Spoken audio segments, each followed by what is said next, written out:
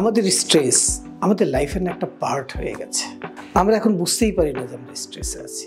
যখন এটার লেভেলটা খুব হাই হয়ে যায়, খুব বেশি হয়ে যায়, অতিরিক্ত হয়ে যায়, তখন আমরা আবার ডাক্তারের শরণাপন্ন হই। ডাক্তার আমাদেরকে ওষুধ দেয় এটাকে কন্ট্রোল করার জন্য। আসলে আমরা বুঝি না, আমরা কেউ এটাই জানি না যে স্ট্রেস হচ্ছে একটা মেন্টাল স্টেট, যেটা ওষুধ দিয়ে সারবে না।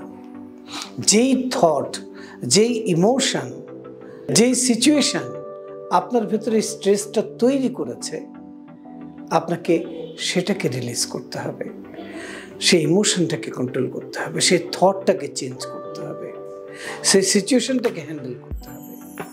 এটা একটা প্রক্রিয়া, একটা এডুকেশন।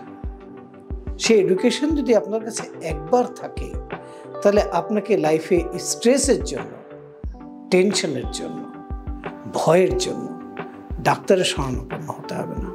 আপনি জানেন স্ট্রেসটা দুই রকম হয়। স্ট্রেস একটা হয় ভেতরে, আরেকটা বাইরে। বাইরের স্ট্রেস তো দেখা যায় যে আমরা এই সিচুয়েশনে পড়েছি, এই প্রেশারটা চলে এসছে, কিন্তু ভেতরের স্ট্রেস দেখা যায় না।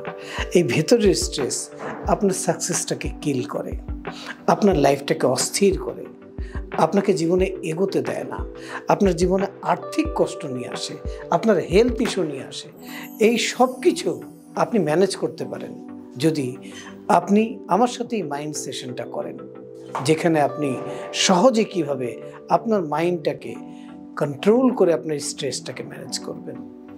স্ট্রেসের একটা ভালো দিকও আছে, সেটাকে কিভাবে ইউজ করতে হয় সেটাও এই সেশনের মধ্যে আপনাদেরকে ট্রেন করব। আমার সঙ্গে যুক্ত হন স্ট্রেস ম্যানেজমেন্ট প্রোগ্রামে। Thank you.